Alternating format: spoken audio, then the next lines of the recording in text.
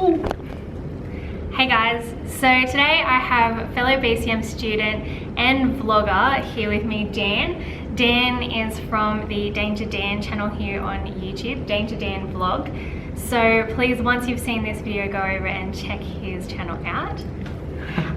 But today I have Dan here discussing some questions I have on YouTube, and we're going to have a bit of a discussion about that and see where it goes. Yeah, see where that takes us. So get excited, guys. Okay, so Dan, with your experience, how would you describe the YouTube space? So as a media form, but also in terms of the audience experience. So something that I take away from YouTube as far as space goes, something that I've put in my vlogs before, I'm not just pushing my vlogs here, but something that I find is a lot more powerful than other mediums is how close you are to your audience.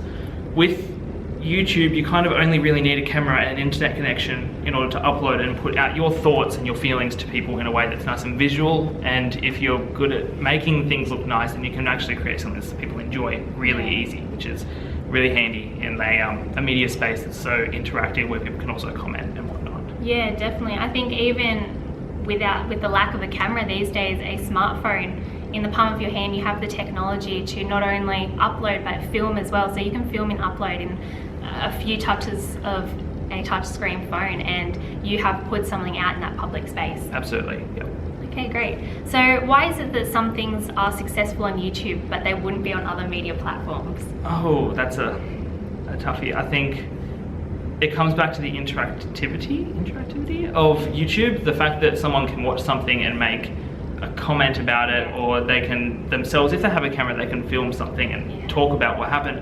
If you create something that people react to, then they're going to react, and that makes the video bigger. Whereas if you had other mediums like TV or radio or something like that, once you hear it, if you like it, sure, nowadays you can go on the internet and put something on their site, but usually it's just, if someone creates something nice, one person watches it and goes, oh wow, that's amazing, and that's the only impact it has. One way. It's very one way, whereas YouTube's very two way, so these little niches where people create stuff that people really enjoy, they can get feedback, and it makes it a lot bigger on that medium than it would in another medium. Yeah, so I think that YouTube as a space, you have, as you said, the people who can come together on common content like cat videos or the John Cena meme. Oh, love the John Cena.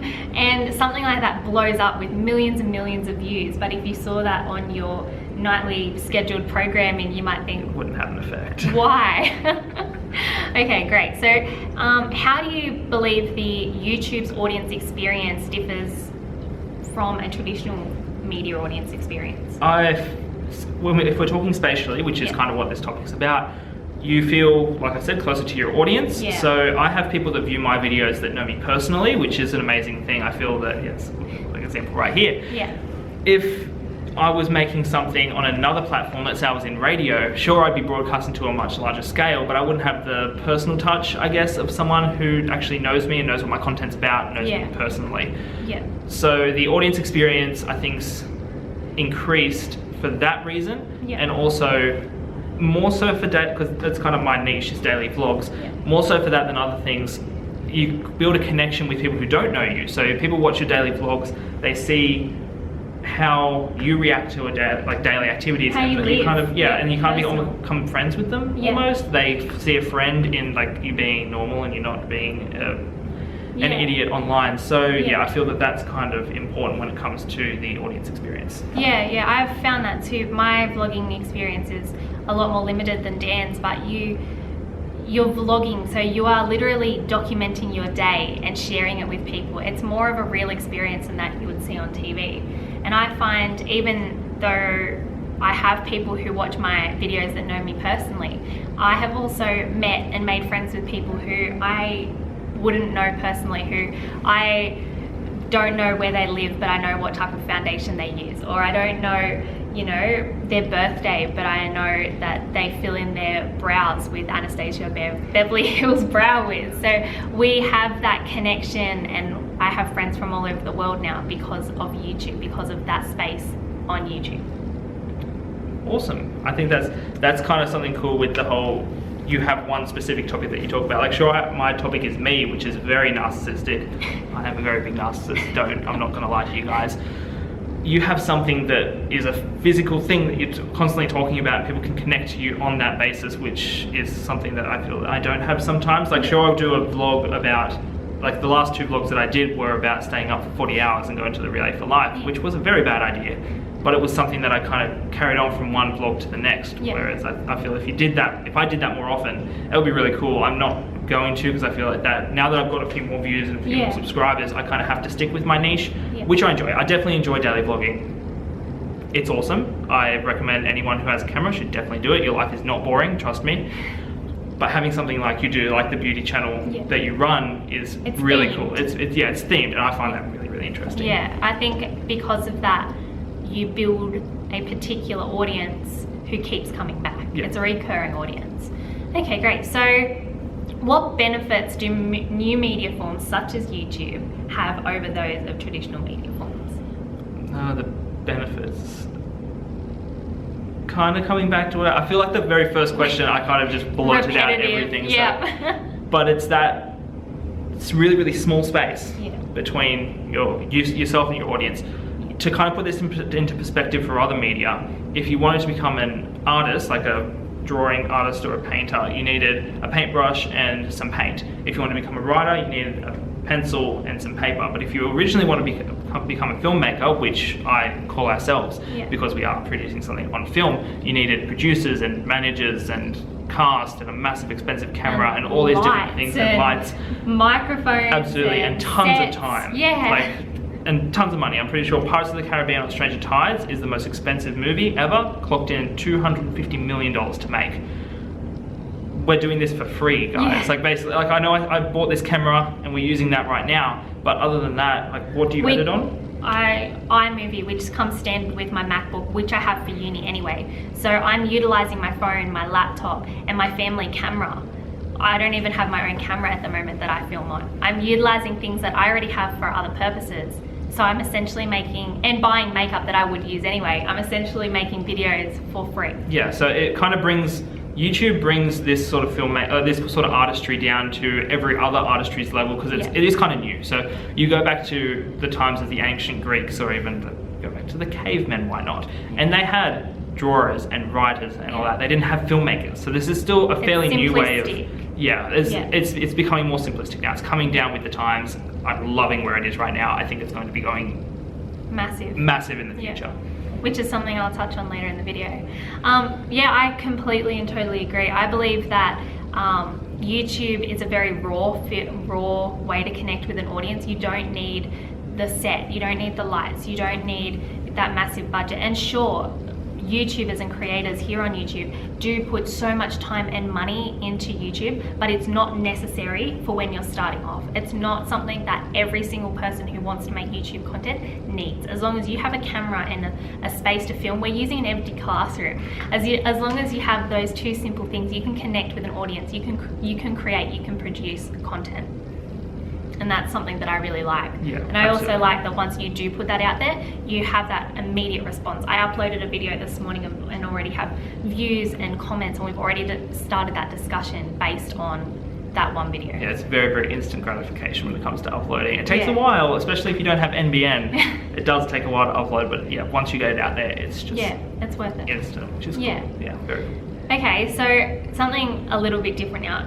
Do you actually look at your analytics on your videos? Do you know where your views come from? I do. I got this the other day, which is really nifty. I'll show you guys. Look, it's us. I got an app on my iPod because I don't own an iPhone. I will get there eventually. Once it loads up... There's going to be a lot of Apple versus Android comments down below. Absolutely. So this is the YouTube Studio app. It's something I downloaded very recently to see all my analytics on my device. So you can't see it from the usual YouTube app, but they really try and push analytics on YouTube. As soon as I got on there, they had this boot camp thing, and they just trained you on how to use analytics. I think it's a really important thing for any YouTube creator to know their analytics and know where their views are coming from. Yeah, definitely. So they can cater to their audience. Cater to them, yeah. So it's very, very targeted in that way. So this morning I went on before we started filming and I had a look, and I can see what breakdown of my audience is male versus female. I can see my top 5 geographies, which at the moment I believe to be as Australia, Canada, the United Kingdom, South Korea, and the Philippines. So I have people watching from all of these countries and beyond, but they're the top five countries that are viewing. So it's really interesting to see that people from all over the world are watching something that I created in my bedroom, and that wasn't intended to be dirty. Yeah, it's really cool to see just every little breakdown of everything that's happened within your videos. So from how long people have watched to what they like and don't like. I feel that one thing that from the Studio app that I don't like is it doesn't show dislikes. Yeah. It only shows likes on likes. videos, which is kind of annoying because I do appreciate dislikes as well. Yeah. Don't dislike this video though. I will get you. No, it's both of those are really important things. It is constructive. It's incredibly constructive. I found people to not only like message me on Facebook about what they like and don't like, but just there's other ways that people interact with my videos, and analytics picks all the YouTube side of stuff up, and it shows me how important it is, because when I do vlog, I have my own Facebook page and my Instagram and my Twitter, and it actually shows me where those views are coming from within that space. So you said that you were using YouTube as a space itself, so I find that all those different social mediums, they kind of work together with analytics to feed me information, which is very handy. And I use Pinterest and Instagram in the same way. Well, that's exactly right. When you have a platform like YouTube that's so interactive and so adaptable, you have the means to change what you're actually doing and to work to be better for your audience. And that's something that I don't think can happen on such a scale in traditional media forms. I think that with YouTube,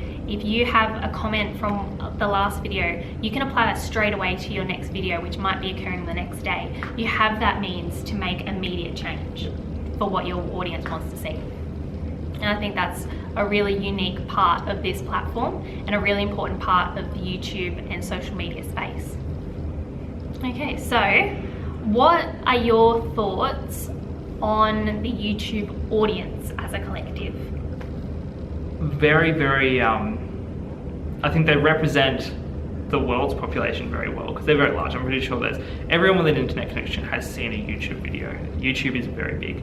So depending on what you put out there, you're going to have different audience members. Like I only recently found this guy named Dibble, and he does like, they're called call out videos. So he does videos where he finds people on YouTube that are being fishers, he called, which are people who just put out videos for likes, and they do controversial stuff, and he calls them out on it, which is hilarious. He's an Australian guy, very, very like stereotypical Australian guy, and his audience is a lot different to your audience, who's a lot different from my audience. Yes, definitely. So there's, no matter what you put out there, you can put out like watching paint dry, and people will be into that. People get really, really passionate about watching paint dry. There's so many people out there that want to watch everything, and that's something that I think is really important when thinking about your audience. Is there will be a niche. There are 7 billion people in the world. Not quite that many people are on YouTube, but a lot of them are, and a lot of them want to see just tons of stuff. Yeah, definitely. I think that the amazing thing about YouTube is the fact that YouTube creators themselves have not just created content, but they've created communities based on that content. VidCon's a perfect example. VidCon is a convention where YouTube creators from all over the world come to kind of celebrate what they do, to meet their fans. And you would be amazed, I'm going to insert some footage in this video, but you would be amazed of how big these people are and the following that they have. It's not just fans, it is actual communities. The Vlogbrothers have their Nerdfighteria, their following have coined that term. And it's a community based on essentially videos, but they've come together with such a passion that whole communities have been able to be formed. And it's spreading as well. Like that's something that's in America, isn't it? Whereabouts in America is VidCon? All over, all over. It's the same sort of basis as like Comic-Con. So which is another example of communities coming together over media. But we have this thing in Australia we had recently called FanFest, I'm pretty sure it's called, where Jenna Marbles went to it. She's the only person I know that actually went to it. Lauren Curtis, another beauty vlogger. There we go, that's probably why I didn't. Why Dan doesn't it? Yeah, I don't wear that much makeup. Keeps it natural. Keeps it natural. Eye makeup, maximum. So we even have the potential. You don't know where these things can start. They start. You've got to start somewhere. But anyone who has a YouTube platform has the potential to have not only fans, but a following, and to create these communities. And as viewers, you have the opportunity to become part of these communities. That's a really satisfying feeling, to be a part of something that when you have that admiration of a person, you have that instant gratification of being able to watch their content and comment and like their things and maybe buy their merch or support them or their channel in whatever way you feel comfortable with. And something I've heard time and time again about the audience in YouTube, one thing they don't care about that a lot of other media audiences care about is who you know. Yeah. So you can know Justin Bieber and no one cares. No one cares if you know Justin Bieber on YouTube, unless you're putting out videos of J Beebs, and then all the fangirls will come in and go, J Beebs. But as long as you're creating good content, people will like your stuff regardless of who you know, which is something that I've kind of tried to take into account, because when I go to events and I go see radio stations and TV studios and all that, because I've kind of been, like, for example, I went to I-98 as... the light went out. I'll get onto that. That's all right then. It's okay. Okay. Must have gotten bored. I think it goes for 10 minutes and then it cuts out, unless you're doing a time lapse. Yeah. Which means we're going for more than 10 minutes. Yeah, I think it was 13 last time I checked. Wow. Okay, I-98. Go. Okay, I-98, work experience at school. I went there and I was like, hey, how can I get a job in I-98? And they're like, oh, well, see, I knew this person and they got me in, or this person's my brother. It doesn't matter with YouTube, there's no one cares. Yeah. I mean, and collaborations are a great way to kind of grow your channel, but as well, the level we're at, and this is technically a collaboration, but the level we're at, you know, once you start, it's not who you know, it is what you know, which in so many other industries, it's completely the opposite way around. So that's a refreshing side of YouTube. Paris Hilton's a really good example of that. I don't like her music, but she knows tons of famous people. So she's famous for other reasons as well, but I'm going to stick with the music. Keep it G, Keep it G. Okay, so last question. Second last question. We'll get there eventually. What are the advantages versus the disadvantages of making YouTube content? So the advantages of making YouTube as opposed to just not making any content, or? I think advantages versus disadvantages. So what are the good side, what's the good aspects of making YouTube content versus what can be the negative side of making YouTube content? Okay, so as far as my content's concerned, probably one of the biggest advantages to making content is wanting to produce something and wanting to create content. So I'll go out and I'll do things in my day that I probably wouldn't usually be doing. I no longer play video games, which is, you'd think was a disadvantage, but I actually quite enjoy just getting out and out doing stuff. So that's one big advantage, is getting out there. Another advantage is creating something that people enjoy. So I'm gonna narrow in on creating stuff, because that's the main point of YouTube videos, is to create stuff. So creating stuff that people enjoy. I see the happiness that people, like, I go downstairs in the morning and my little brother's sitting there talking to his friends on Facebook and watching my videos with the biggest smile on his face, and I'm like, this is great. I'm going to be producing forever if this keeps happening. And I get people messaging me, wow, great vlog. They're getting really, really professional because my learning curve's going like this because I'm producing every day. So that's another advantage. And I guess a disadvantage is probably,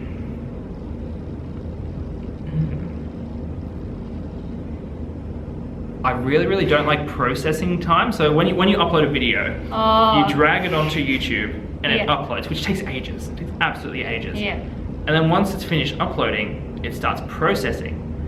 The benefit of uploading is it tells you how long it takes to upload. It gets to processing and it goes, processing, please wait. And that could take 3 minutes, that could take 10 minutes. And you're just sitting there constantly refreshing. You don't know. You got to click on your video and it comes up with like this little great box that says, sorry, we're processing your video, and I'm just waiting for that time where I can, that's probably the only disadvantage of creating at the moment. I'm sure I plan to do this forever, so I'm sure I'll come across some other stuff, like, actually, no, I have got another one. This is number 2. I heard this from one of my friends before, but it's filming stuff that some people see as unethical.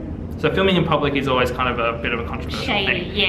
And I'm holding my camera up and it's filming me, and there's people doing stupid stuff behind me, and there's people looking at me funny.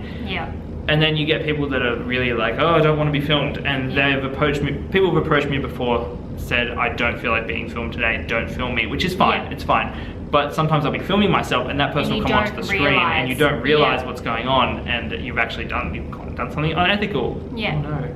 Yeah, that's something I've found in my, as I said, limited, but I've found when I've vlogged too, that when you come back to, I've always kept that in mind. It's something that I keep in mind because I do watch other vlogging videos, but when you go back to edit and you realize how many close-ups or how many faces the camera has picked up while you're filming, and you're trying to edit it out, or Ken Burns effect to zoom in on the footage. But yeah, that's something I found too. Yeah, and I'm sure we'll come across hate at one point. I haven't come across major hate at the moment. I think the most extreme form of hate has been someone just went through and disliked every single one of my videos, and I'm like, at least they're clicking. Yeah, at least they're clicking. They're still watching it. Yeah, I've been told to quit YouTube. Wow. But I haven't, so that's persistence. We could do an entire video on hate. On right now. hate, I'm yeah. very passionate about hate. On hate on because YouTube, it yeah. doesn't take anything to compliment an artist. Yeah. So why not do that? Why not compliment an That's, artist? I think, the biggest disadvantage I find. There's not many disadvantages to making YouTube content, but I think also when you are targeting not only, but mainly females or anyone who wears makeup, you are putting yourself in a position where you don't have any makeup on to begin with, or you are really showcasing what can be a very personal style. And I think when you're putting yourself out there to what's pretty much the world, a unfiltered audience, you can come across people that are very negative and can target you on a very personal level.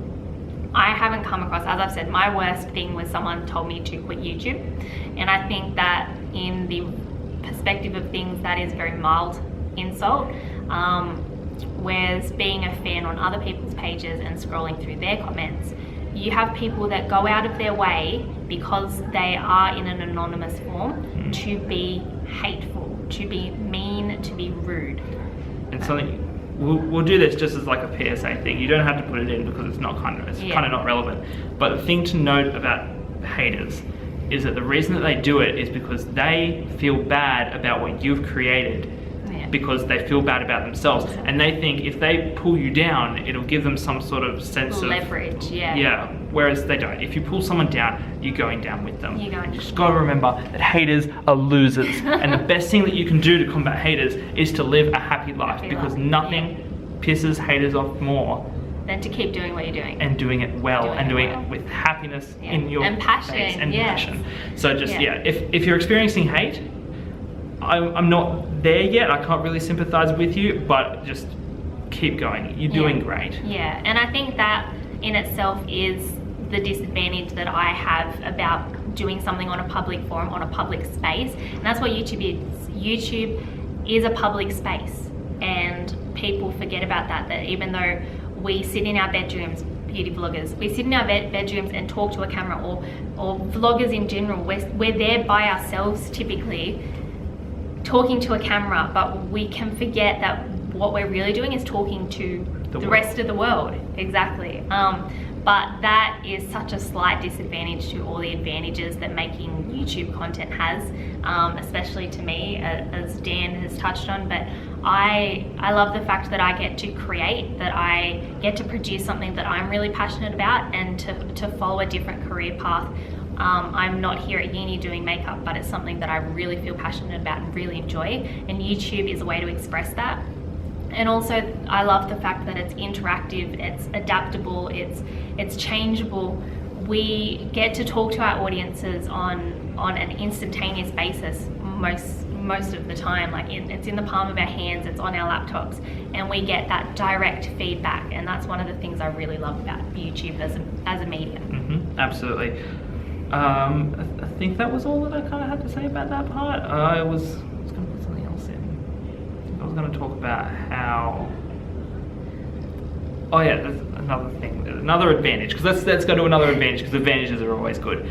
Vlogging was the very first time I ever picked up a camera. I'd been on family holidays and picked up a little point and shoot at one point and snapped someone, but I'd never videoed before, which was just so difficult to start off with. Like you go to my very first videos and they're crap. They're absolute crap. Of course, I was only filming with a smartphone as well.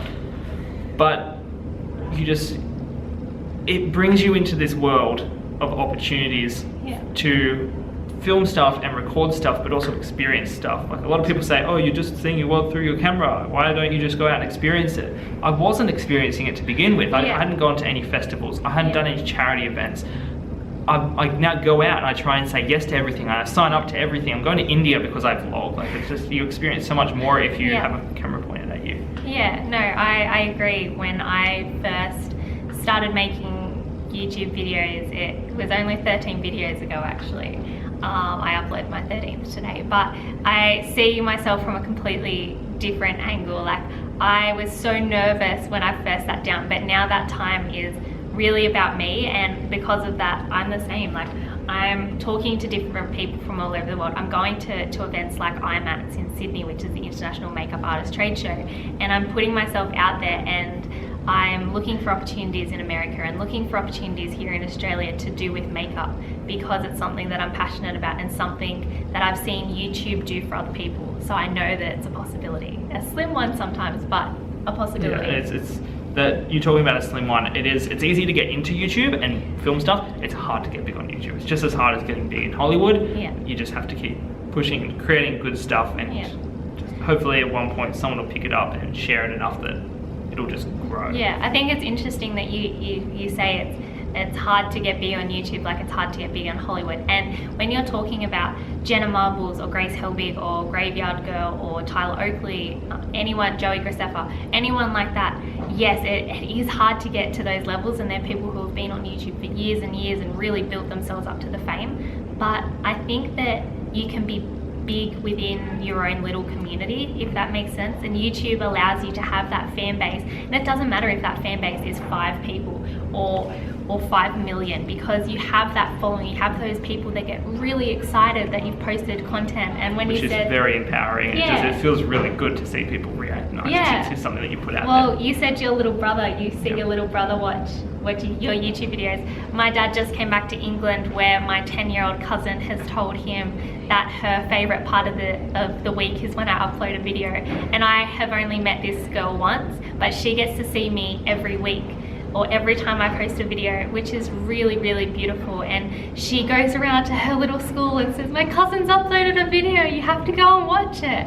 And to me, when I found that out, just knowing that one little viewer, that made me feel so big and so proud of myself. Yeah, and it's little things that happen during this time that just, like, surely you'll upload and you might not get so many views, and that kind of like puts a downer on making the next video. But then you, especially for me, because it has to be so instant. It's like every day I put up a new video, so if I don't get a certain amount of views in a certain 24-hour period, then it's on to the next video. But then you see little things, like I had someone approach me the other day while I was filming and say, hey, am I in the vlog? And I was like, no one's ever asked me that if you want to be. Yeah, I usually have to ask people to be in the vlog. They're actually asking to be in the vlog. Yeah. And I had someone approach me, I think it was about at day 20, I think it was around that time. Someone actually got onto me at uni and approached me and said, hey, you're Danger Dan from the Danger Dan vlogs. And I was like, I don't know who you are, but you know me, and I feel famous. Yeah, so it's the little victories that count. And I think that YouTube is very unique in that way, that it can brings, like you talk about being Facebook famous or Instagram famous, but I think that when you do reach those levels on YouTube, it's amazing, and it is a profitable venture, but you can become big within your own little space. And I think that's something that's very unique of social media platforms, especially YouTube. Okay, last question. We're almost there. So Dan, why do you believe producers of traditional media, such as TV shows, now make content that's specifically for YouTube? Like the late night show with Jimmy Fallon. Okay, with YouTube, a lot of people see it as a stepping stone to get to mainstream media. So they see, if you get big on YouTube, you might have a chance to get into mainstream media. I think that's one of the biggest fallacies when it comes to YouTube, is that it's not mainstream media. It's getting to a point now where it's so big, it is just as big as Netflix and Foxtel and regular non-paying free TV. The amount of people who, in our generation in particular, would watch YouTube content for hours at a time rather than turning on a television. I don't remember the last time I turned on a television myself. I've walked into a room and maybe watched 5 or 10 minutes, but to actually go, oh, okay, my show's coming up on YouTube, or yes, she's just uploaded a video, or yes, waiting just for 10 p.m. for Casey Neistat to come out. Exactly. Like, I think we, especially our generation and people who are active on YouTube, we actually see it as a platform that is, it's one of our main media forms. Yeah, and you see it working the other way as well. I know a lot of people from the College Humor channel. Yes. They're starting to create their own little TV shows as well. So YouTube, the Fine Bros, they've got their own TV show. Jenna Marbles, I think, Grace Helbig, they're all starting their own TV. Yeah, so it's all kind of becoming all wishy-washy now, yeah. as opposed to sets. Yeah, which is, I think, is a very big thing as far as the growth of YouTube goes. Like, YouTube's been out since 2007. 2007. Yeah. I think I was there at that time. I think I like remember watching very, very early videos. I think the first video I ever watched on YouTube was Smosh's little music video that they did for Transformers, which would have been about 2007, 2008. Yeah. And it's grown a lot since then. It's come up a Definitely. big step, and I think it's just going to keep going from there because it's such a great platform. It is just, you're able to create stuff and put it out there in video form, which has never been done before. I said, like before, you needed tons of stuff to make a movie originally. Yeah. The stuff on YouTube is amazing. Yes. Some people put out on Vine is absolutely amazing. Yeah. I think that, sorry to interrupt, but That's okay. I think that the reason why shows like Ellen and the Late Night with Jimmy Fallon have content that they specifically post on YouTube is because they see that the content on YouTube now is becoming such high quality. It has production value, it has budgets, it has a team, it has, you know, it has all of those components that you would see working on a television set, but produced for YouTube. And I think that with that... And there is money there, sorry, now I'm interrupting. No, there's money there now, which is really... Full-time jobs are created with YouTube. So why not get onto that? Why not put your business into that? Which is, like, we say, like, the Late Night show with Jimmy Fallon. It's not Jimmy Fallon thinking, oh, I'll go onto YouTube. It's his business organizers and his team thinking, this is a really good marketing opportunity. We can get onto this. We can go from 0 to 100 real quick. And they're using YouTube as inspiration. The new show that actually started as a segment on Jimmy Fallon, which is the lip sync battles, that started here on YouTube. And the Ice Bucket Challenge and all of those things that we see popping up on those kind of... Watching, okay. Continue. All of that, the stuff that comes from those kind of segment shows usually started right here on YouTube. Oh! They're syncing up. Wow. That's okay, I've got to go in like 2 minutes anyway. Okay, we'll wrap it up. We'll get No, that's really good. I'm really happy with what I've had. Okay, so yeah, thanks for watching this, guys. Our little spiel, our little collab right here. It's been great. Thank you to Dane to Dan for joining me for this video. It's a pleasure. Okay, so I hope you shouldn't really do an outro because this is a segment of the video. But yeah, we'll move on to the next segment, guys. Enjoy that. Okay.